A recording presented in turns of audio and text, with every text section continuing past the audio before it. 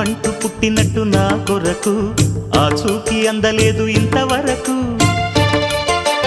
వచ్చింది గాని ఈడు ఒంటి వరకు వేధించలేదు నన్ను జంట కొరకు చూశాక ఒక్కసారి ఇంత వెలుగు నా వంక రాను అంది కంటి కునుకు ఈ అల్లరి గారడి నీ లీల అనుకోనా నీ పేరు ప్రేమ అవునా ఇవాళే నిన్ను పోల్చుకుందా